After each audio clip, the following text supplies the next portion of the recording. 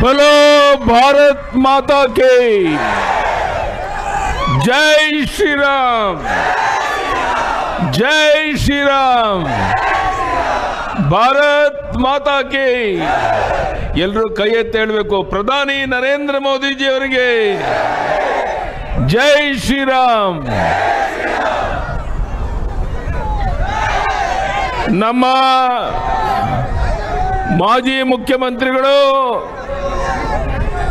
ಮುಂದೆ ಕೇಂದ್ರದಲ್ಲಿ ಒಳ್ಳೆಯ ಒಂದು ಸ್ಥಾನವನ್ನು ಪಡೆಯಲಿರುವಂತ ಮಾನ್ಯ ಬಸವರಾಜ ಬೊಮ್ಮಾಯಿ ಅವರೇ, ನಮ್ಮ ಹಿರಿಯ ನಾಯಕರಾದಂಥ ಮಾಜಿ ಶಾಸಕರಾದಂಥ ಕಳಕಪ್ಪ ಬಂಡಿ ಅವರೇ, ಶಿವಕುಮಾರ್ ಗೌಡ ಅವರೇ,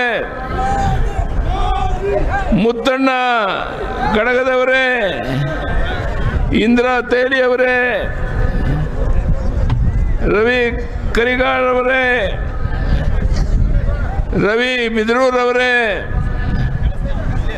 ಹುಕ್ಕಂ ಸಾ ಮುದೋಳ ಅವರೇ, ಶಿವಾನಂದ ಮಠದವರೇ, ಸಂಗಮೇಶ್ ದುಂದೂರ್ ಅವರೇ, ಶಾಂತಿಲಾಲ್ ಬನ್ಸಾಲಿ ಅವರೇ, ಸಜ್ಜನ್ ಅವರೇ, ವೇದಿಕೆ ಮೇಲಿರುವಂತ ಉಳಿದೆಲ್ಲ ಹಿರಿಯ ಮುಖಂಡರೇ, ಗಜೇಂದ್ರಗಡಕ್ಕೆ ಅನೇಕ ಬಾರಿ ಬಂದಿದ್ದೇನೆ. ಆದರೆ ಇವತ್ತು ಸೇರಿರುವಂಥ ಜನಸ್ತೋಮವನ್ನು ನೋಡಿದಾಗ ಬಸವರಾಜ ಬೊಮ್ಮಾಯಿ ಅವರು 2 ಲಕ್ಷಕ್ಕೂ ಹೆಚ್ಚಿನ ಅಂತರದಲ್ಲಿ ಲೋಕಸಭೆಗೆ ಆಯ್ಕೆಯಾಗಿ ಹೋಗ್ತಾರೆ. ನಾನು ನಿಮ್ಮಲ್ಲಿ ಒಂದೇ ಒಂದು ಕೈ ಜೋಡಿಸಿ ಪ್ರಾರ್ಥನೆ ಮಾಡುವಂತಹದ್ದು, 7ನೇ ತಾರೀಕು ಚುನಾವಣೆ. ಪ್ರಧಾನಿ ನರೇಂದ್ರ ಮೋದಿಜಿಯವರು ಕಳೆದ 10 ವರ್ಷದಲ್ಲಿ ಒಂದು ದಿನ ವಿಶ್ರಾಂತಿ ಪಡೆದೇನೆ ದೇಶ ವಿದೇಶಗಳಿಗೆ ಹೋಗಿ ಬಂದ ಮೇಲೂ ಸಹ ಯಾವ ರೀತಿ ಕೆಲಸ ಮಾಡ್ತಾ ಇದ್ರು, ಸ್ವತಃ ತಮ್ಮ ತಾಯಿ ತೀರ್ಕೊಂಡಾಗ ಶವ ಸಂಸ್ಕಾರವನ್ನು ಮುಗಿಸಿ ವಾಪಸ್ ಬಂದು ಯಾವ ರೀತಿ ಕೆಲಸವನ್ನು ಮಾಡಿದ್ರು, ಇದು ನಮ್ಮ ಪ್ರೇರಣೆ. ಬಹುಶಃ ಇಡೀ ವಿಶ್ವವೇ ಅಚ್ಚರಿಯಿಂದ ನೋಡ್ತಿರುವಂತ ಮಹಾನ್ ನಾಯಕ ನರೇಂದ್ರ ಮೋದಿಜಿಯವರ ನೇತೃತ್ವದಲ್ಲಿ ಮತ್ತೊಮ್ಮೆ ಭಾರತೀಯ ಜನತಾ ಪಾರ್ಟಿ 400ಕ್ಕೂ ಹೆಚ್ಚು ಸೀಟನ್ನು ಗೆದ್ದು ಮತ್ತೊಮ್ಮೆ ದೇಶದಲ್ಲಿ ಅಧಿಕಾರಕ್ಕೆ ಬರುವಂತದ್ದು ನಿಶ್ಚಿತ. ಕರ್ನಾಟಕ ರಾಜ್ಯದಲ್ಲಿ ಬಸವರಾಜ ಬೊಮ್ಮಾಯಿ ಸೇರಿ 28ಕ್ಕೆ 28 ಲೋಕಸಭಾ ಕ್ಷೇತ್ರವನ್ನು ನಾವು ಗೆಲ್ಲೋರಿದ್ದೇವೆ. ಅದಕ್ಕೆ ನಿಮ್ಮ ಆಶೀರ್ವಾದ ಬೇಕು, ಅಣ್ಣ ತಮ್ಮಂದಿರೇ, ತಾಯಂದಿರೇ, ಮಾಧ್ಯಮದ ಸ್ನೇಹಿತರೆ.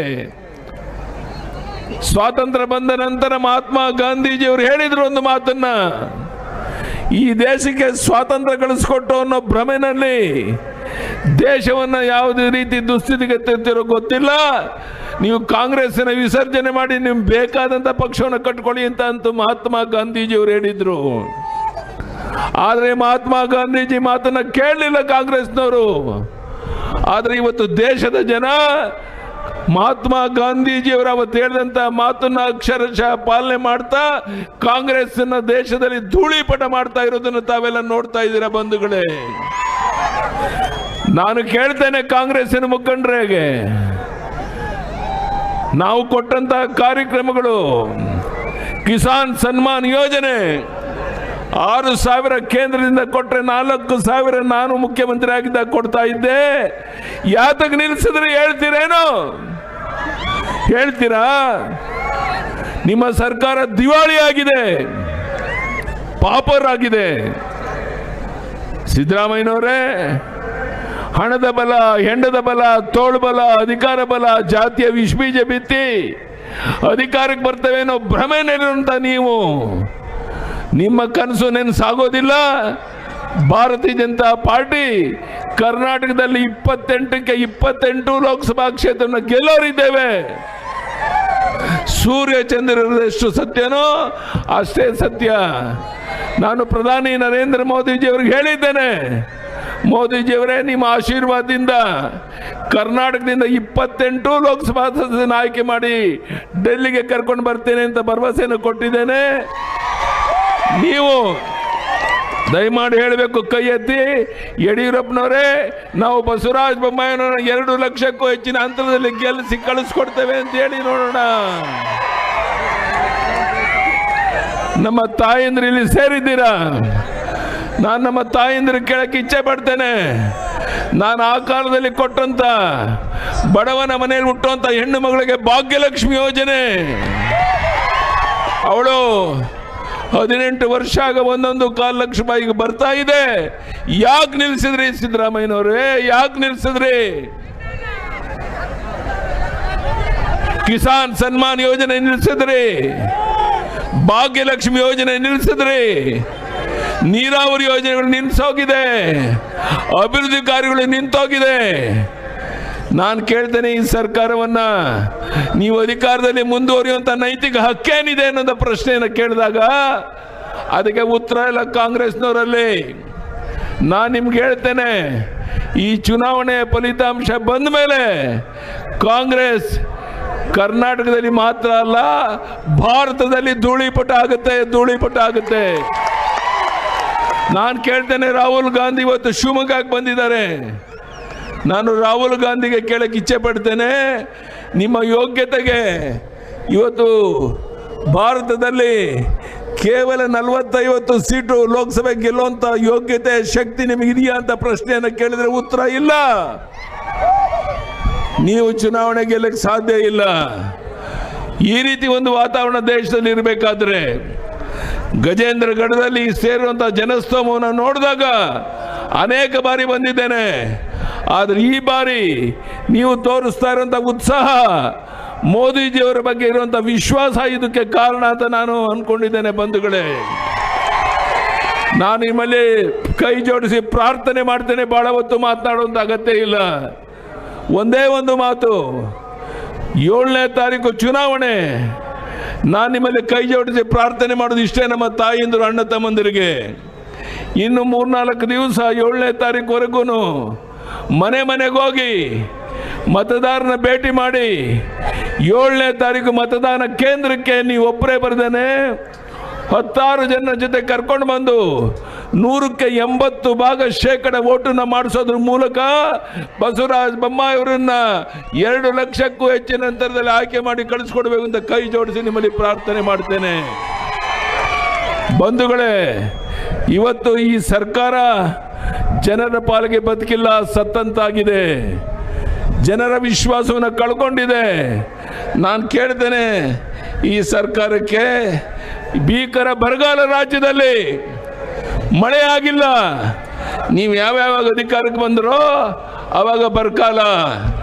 ನಾವು ಅಧಿಕಾರಕ್ಕೆ ಬಂದಾಗ ಮಳೆ ಬಂದು ಜಲಾಶಯಗಳು ತುಂಬಿ ಯಾವ ರೀತಿ ವಾತಾವರಣ ಇತ್ತು ನೀವು ಕಣ್ಣಾರ ನೋಡಿದ್ದೀರಾ ನಮ್ಮ ಬಂಧುಗಳು. ಇವತ್ತು ಸಿದ್ದರಾಮಯ್ಯ ಸರ್ಕಾರ ಅಧಿಕಾರಕ್ಕೆ ಬಂದ ಮೇಲೆ ಅಭಿವೃದ್ಧಿ ಕಾರ್ಯ ನಿಂತಾಗಿದೆ, ನೀರಾವರಿ ಯೋಜನೆ ನಿಂತೋಗಿದೆ, ಬರಗಾಲ ನಮ್ಮನ್ನು ಕಿತ್ತು ತಿಂತಾ ಇದೆ. ಇದು ಯಾವುದಕ್ಕೂ ಪರಿಹಾರ ಕೊಡ್ತಾ ಇಲ್ಲ. ನಾನು ಈ ಸಿದ್ದರಾಮಯ್ಯನವರ ಸರ್ಕಾರ ಕೇಳ್ತೇನೆ, ನಿಮಗೆ ಯೋಗ್ಯತೆ ಇದ್ದರೆ ಇಂಥ ಸಂಕಷ್ಟದಲ್ಲಿರುವಂಥ ರೈತರ ಸಾಲವನ್ನು ಸಂಪೂರ್ಣ ಮನ್ನಾ ಮಾಡಿ ಅವರು ನೆಮ್ಮದಿಯಿಂದ, ಗೌರವದಿಂದ, ಸ್ವಾಭಿಮಾನದಿಂದ ಬಾಳೆ ಬದುಕುವಂಥ ಅವಕಾಶವನ್ನು ಮಾಡಿಕೊಡ್ಬೇಕು ಅಂತ ಒತ್ತಾಯ ಮಾಡ್ತೇನೆ. ನೀವು ಮಾಡಲಿಲ್ಲ ಅಂದರೆ ಕರ್ನಾಟಕ ರಾಜ್ಯದ ಉದ್ದಗಲಿಗೆ ನಿಮ್ಮ ಸರ್ಕಾರದ ವಿರುದ್ಧ ಬೀದಿಗಳಿದ್ದು ಹೋರಾಟ ಮಾಡೋಕ್ಕೆ ಇನ್ನೂ ಯಡಿಯೂರಪ್ಪ 82 ವರ್ಷ ಆದರೂ ನನ್ನ ಕೈಕಾಲು ಗಟ್ಟಿ ಇದೆ. ನಾನು ರಾಜ್ಯದ ಉದ್ದಗಲಿಗೆ ಓಡಾಟ ಮಾಡೋನಿದ್ದೇನೆ. ಇವತ್ತು ಬಸವರಾಜ ಬೊಮ್ಮಾಯಿ ಅವರು ಹಣಕಾಸಿನ ಸಚಿವರಾಗಿ, ಮುಖ್ಯಮಂತ್ರಿಯಾಗಿ ಅವ್ರಿಗಿರುವಂಥ ಅನುಭವ ಏನಿದೆ ಅದು ಪಾರ್ಲಿಮೆಂಟ್ನಲ್ಲಿ ಅದರ ಸದುಪಯೋಗ ಆಗುತ್ತೆ ಅನ್ನೋದು ನಿಮಗೆಲ್ಲ ಗೊತ್ತಿರುವಂಥ ಸಂಗತಿ. ಅಂತ ಬಸವರಾಜ ಬೊಮ್ಮಾಯಿ ಇವತ್ತು ಲೋಕಸಭೆಗೆ ಸ್ಪರ್ಧೆ ಮಾಡಿರುವಂಥ ಈ ಸಂದರ್ಭದಲ್ಲಿ ಯಡಿಯೂರಪ್ಪನವರೇ, ನಾವು 2 ಲಕ್ಷಕ್ಕೂ ಹೆಚ್ಚಿನ ಅಂತರದಲ್ಲಿ ಆಯ್ಕೆ ಮಾಡಿ ಕಳಿಸ್ಕೊಡ್ತೇವೆ, ನೀವು ಚಿಂತೆ ಮಾಡಬೇಡಿ ಅನ್ನೋರೆಲ್ಲ ಕೈ ಎತ್ತಿ ಒಂದು ಸರಿ ನೋಡೋಣ. ಆ ಕೆಲಸವನ್ನು ನೀವು ಮಾಡಿದ್ರೆ ನನಗನ್ಸುತ್ತೆ ಕರ್ನಾಟಕ ರಾಜ್ಯದಲ್ಲಿ ಒಂದು ಬದಲಾವಣೆಯ ಗಾಳಿ ಬೀಸ್ತಾ ಇದೆ ಅನ್ನೋದಕ್ಕೆ ಇವತ್ತು ಗಜೇಂದ್ರಗಢದಲ್ಲಿ ಸೇರಿರುವಂಥ ಈ ಜನಸ್ತೋಮವೇ ಕಾರಣ ಅಂತ ನಾನು ಹೇಳಕ್ಕೆ ಇಚ್ಛೆ ಪಡ್ತೇನೆ. ಬಂಧುಗಳೇ, ನಾನು ಕಾಂಗ್ರೆಸ್ ಪಕ್ಷದ ಮುಖಂಡ ಕೇಳಕ್ಕೆ ಇಚ್ಛೆ ಪಡ್ತೇನೆ, ಅಭಿವೃದ್ಧಿ ಕಾರ್ಯ ಎಲ್ಲೋಯ್ತು? ನೀರಾವರಿ ಯೋಜನೆ ಯಾಕೆ ನಿಲ್ಲಿಸಿದ್ರಿ? ಜನ ತೆರಿಗೆ ಹಣ ಕೊಡ್ತಾ ಇಲ್ವಾ? ಎಲ್ಲೋದ್ರೂ ಭ್ರಷ್ಟಾಚಾರ ತಾಂಡವಾಡ್ತಿದೆ, ಲೂಟಿ ಹಗಲು ದರೋಡೆ ಮಾಡ್ತಾ ಇದ್ದೀರಾ. ಇಂಥ ಒಂದು ಸರ್ಕಾರ ರಾಜ್ಯದಲ್ಲಿ ಅಧಿಕಾರಕ್ಕೆ ಬಂದು ಜನರ ಜೀವನಕ್ಕೆ ಚೆಲ್ಲಾಟ ಮಾಡ್ತಿರುವಂಥ ಈ ಸಂದರ್ಭದಲ್ಲಿ ನಾನು ನಮ್ಮ ತಾಯಿಯಂದ್ರಿಗೆ ಕೈ ಜೋಡಿಸಿ ಪ್ರಾರ್ಥನೆ ಮಾಡ್ತೇನೆ. ತಾಯಿ, ದಯಮಾಡಿ ಮನೆ ಮನೆಗೆ ಹೋಗಿ ಈ ಸರ್ಕಾರದ ವೈಫಲ್ಯತೆಯನ್ನು ಜನತೆಗೆ ತಿಳಿಸಿ ಮತ್ತೊಮ್ಮೆ ಬಸವರಾಜ ಬೊಮ್ಮಾಯಿ ಅಧಿಕಾರಕ್ಕೆ ಬರಬೇಕು, MP ಆಗಬೇಕು, ಕೇಂದ್ರದಲ್ಲಿ ಒಳ್ಳೆಯ ಸ್ಥಾನಮಾನ ಅವರು ಗಳಿಸಬೇಕು ಅನ್ನುವಂಥದ್ದು ಇಲ್ಲಿರುವಂಥ ನಮ್ಮೆಲ್ಲರ ಅಪೇಕ್ಷೆ ಅಂತ ನಾನು ಭಾವಿಸಿದ್ದೇನೆ. ಅದಕ್ಕಾಗೇ ಗಜೇಂದ್ರಗಢದಲ್ಲಿ ಇಷ್ಟು ಬಾರಿ ನಾನು ಬಂದಾಗಲೂ ಸಹ ಈ ರೀತಿಯ ಜನಸ್ತೋಮ ನಾನು ನೋಡಿರಲಿಲ್ಲ. ಇವತ್ತು ನಿಮ್ಮೆಲ್ಲರನ್ನು ನೋಡಿದಾಗ ಬಸವರಾಜ ಬೊಮ್ಮಾಯಿ 2 ಲಕ್ಷಕ್ಕೂ ಹೆಚ್ಚಿನ ಅಂತರದಲ್ಲಿ ಆಯ್ಕೆಯಾಗಿ ಹೋಗುವುದು ನಿಶ್ಚಿತ ನಿಶ್ಚಿತ ನಿಶ್ಚಿತ. ಅವತ್ತು ಶ್ಯಾಮಪ್ರಸಾದ್ ಮುಖರ್ಜಿಯವರು ಕಾಶ್ಮೀರಕ್ಕೆ ಹೋಗಿ ಏಕ್ ದೇಶ್ ಮೇ ದೋ ಪ್ರಧಾನ್ ದೋ ವಿಧಾನ್ ದೋ ನಿಶಾನ್ ನೈ ಚಲೆಂಗೆ ಅಂತ ಹೋರಾಟ ಮಾಡಿದ್ರು. ಕಾಶ್ಮೀರಕ್ಕೆ ಹೋದವರು ವಾಪಸ್ ಬರಲಿಲ್ಲ. ಬಂಧುಗಳೇ, ಈ ರೀತಿ ದೇಶಕ್ಕೆ ತ್ಯಾಗ ಮಾಡಿದಂಥ ಶ್ಯಾಮಪ್ರಸಾದ್ ಮುಖರ್ಜಿ, ದೀನ್ ದಯಾಳ್ ಉಪಾಧ್ಯಾಯರು ಕಟ್ಟಿದಂಥ ಈ ಪಕ್ಷ ಇವತ್ತು ದೇಶದ ಉದ್ದಗಲಕ್ಕೆ ದೊಡ್ಡ ಪ್ರಮಾಣದಲ್ಲಿ ಬೆಳೆದಿದೆ.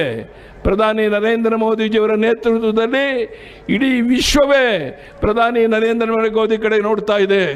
ಪಾಕಿಸ್ತಾನ ಸಹ ನರೇಂದ್ರ ಮೋದಿಜಿಯವರು ಮತ್ತೊಮ್ಮೆ ಮುಂದಿನ ಪ್ರಧಾನಿ ಆಗಬೇಕು ಅಂತ ಅಪೇಕ್ಷೆ ಪಡ್ತಾ ಇರೋದನ್ನು ನೀವೆಲ್ಲ ಕೇಳಿದ್ದೀರಾ, ನೋಡಿದ್ದೀರಾ. ಹೀಗೆ ಇಡೀ ವಿಶ್ವವೇ ಪ್ರಧಾನಿ ನರೇಂದ್ರ ಮೋದಿಯವರ ಕಡೆ ನೋಡ್ತಿರುವಂಥ ಈ ಸಂದರ್ಭದಲ್ಲಿ ನಾನು ನಿಮ್ಮಲ್ಲಿ ಕೈ ಜೋಡಿಸಿ ಪ್ರಾರ್ಥನೆ ಮಾಡ್ತೇನೆ, ಒಂದು ಓಟು ವ್ಯರ್ಥ ಆಗಬಾರ್ದು, ಒಂದು ಓಟು ವ್ಯರ್ಥ ಆಗಬಾರ್ದು. ಮುಂದಿನ ಚುನಾವಣೆಯಲ್ಲಿ ಕಾಂಗ್ರೆಸ್ ಪಕ್ಷ ಚುನಾವಣೆ ನಿಲ್ಲೋದಕ್ಕೆ ಹಿಂದೆ ಮುಂದೆ ನೋಡಬೇಕು. ಆ ರೀತಿ ನೀವು 7ನೇ ತಾರೀಕು ಬಂದು ಮತದಾನ ಕೇಂದ್ರಕ್ಕೆ ಬಂದು ಕಮಲದ ಹೂವಿನ ಗುರುತಿಗೆ ತಮ್ಮ ಓಟನ್ನು ಹಾಕಬೇಕು. ಬಂಧುಗಳೇ, ಇನ್ನೊಂದು ವಿಶೇಷ, ಇವತ್ತು ಮಾಜಿ ಪ್ರಧಾನಿಗಳಾದಂಥ ದೇವೇಗೌಡರು, ಅದೇ ರೀತಿ ಹಾಲಿ ನಮ್ಮ ಪ್ರಧಾನಿಗಳಂತ ನಮ್ಮ ಪ್ರಧಾನಿಗಳು ನರೇಂದ್ರ ಮೋದಿಜಿಯವರ ಸಂಬಂಧ ಹೇಗಿದೆ ನಿಮಗೆ ಗೊತ್ತಿದೆ. ಇವತ್ತು JDS BJP ಒಂದಾಗಿ ಲೋಕಸಭೆ ಚುನಾವಣೆ ಎದುರಿಸ್ತಾ ಇರುವಂಥ ಈ ಸಂದರ್ಭದಲ್ಲಿ ನಾನು ಕೈ ಜೋಡಿಸಿ ನಮ್ಮ JDS ಕಾರ್ಯಕರ್ತರು ವಿನಂತಿ ಮಾಡ್ತೇನೆ, ಯಾವುದೇ ಭೇದ ಭಾವನೆ ಇಟ್ಕೋಬೇಡಿ.